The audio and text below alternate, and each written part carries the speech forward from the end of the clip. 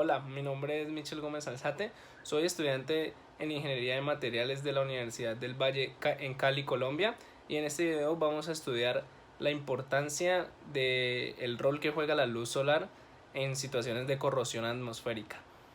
¿Alguna vez te has preguntado por qué algunos metales después de un tiempo comienzan a cambiar de apariencia y su superficie comienza a estar rojiza y corrugada? Este es el fenómeno de la corrosión. La corrosión está definida como un proceso electroquímico que le sucede a todos los materiales. Podemos hacer una simple descripción de este fenómeno como una transferencia de electrones que ocurre en los materiales. Pero ¿por qué no vemos todos los materiales siendo afectados por este fenómeno? Cada material tiene un comportamiento único frente a la corrosión y esta se puede ver afectada por muchos factores, como el rendimiento del metal frente a la corrosión, el pH donde se encuentre, el tipo de atmósfera, entre muchos otros. En conclusión, puedes tener un material muy resistente a la corrosión en un ambiente hostil y que permanezca intacto en mucho tiempo, o puedes tener un material en unas condiciones normales y que desarrolle altas velocidades de corrosión. Las tasas de corrosión atmosférica disminuyen en atmósferas secas con mecanismos de corrosión diferentes a los que se tienen en atmósferas húmedas. Y es que la corrosión atmosférica también tiene muchísimos factores que influencian este fenómeno. Pero hay un factor comúnmente ignorado en los estudios que se presentan de corrosión atmosférica, y es un factor que está presente todos los días: el sol.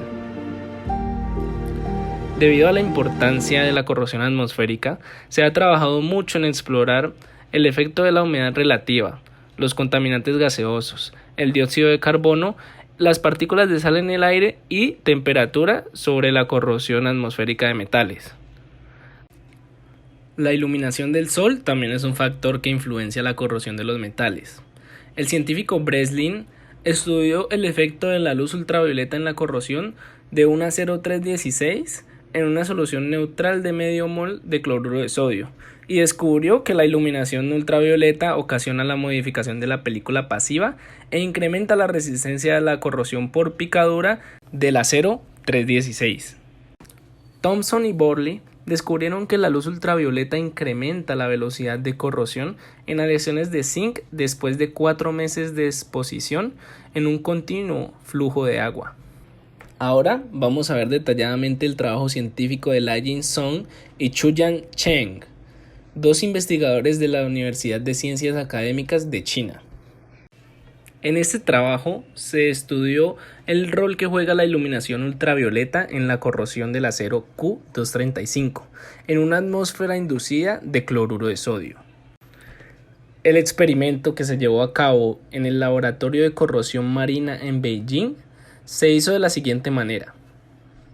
Primero, se prepararon las muestras de acero Q235 con las medidas de 50 por 10 por 1 milímetro de tamaño, las cuales fueron pulidas y limpiadas en ultrasonido, luego de ser bañadas en acetona durante 5 minutos. Posteriormente, se guardaron en gel de sílica 24 horas antes de su exposición y disposición para el experimento.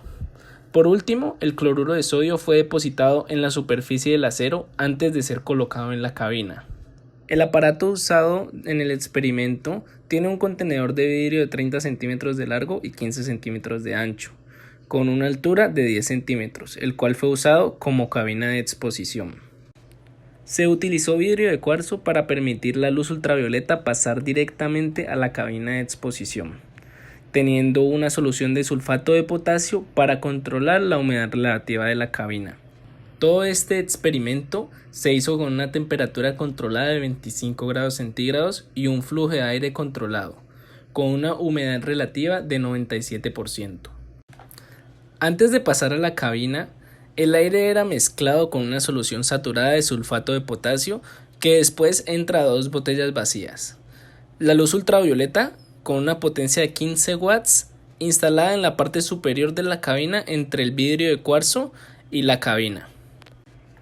El efecto de la corrosión en muestras de acero Q235 después del experimento fue determinado cuantitativamente, midiendo el incremento y decrecimiento del peso. La pérdida de masa se determinó como la diferencia entre la masa original y la masa después de que todos los productos de corrosión fueran removidos. Eso sí, sin contar las partículas de cloruro de sodio que se depositaron en las muestras antes de su colocación. Cabe resaltar que el experimento se llevó a cabo con muestras expuestas en la oscuridad y otras en luz ultravioleta. La pérdida de masa se puede convertir en velocidad media de corrosión según la ley de Faraday, en donde el resultado nos arroja la densidad de corriente de la corrosión. Podemos ver que las muestras que fueron expuestas a la luz ultravioleta tienen mucha más pérdida de masa, teniendo un gran crecimiento en la semana 2. Pero después de la segunda semana, esta pérdida, aunque sigue siendo mayor que en las muestras que están sometidas a la oscuridad, no tiene el mismo crecimiento exponencial que tuvo en la semana 2. Esto lo podemos ver referenciado cuando utilizamos la densidad de corriente de corrosión. Vemos que aumenta hasta la semana 2 para decrecer después de esta. Los resultados obtenidos en este estudio demostraron que la luz ultravioleta acelera significativamente la corrosión atmosférica del acero Q235. Dejándonos como conclusión de este video que la luz ultravioleta influencia el efecto fotovoltaico de los productos de corrosión que tienen propiedades semiconductoras. Los electrones fotogenerados participaron directamente en las reacciones catódicas y anódicas de la corrosión, resultando así el incremento significativo de la corrosión del acero Q235 en la atmósfera inducida de cloruro de sodio. Muchas gracias por ver el video, espero te haya gustado.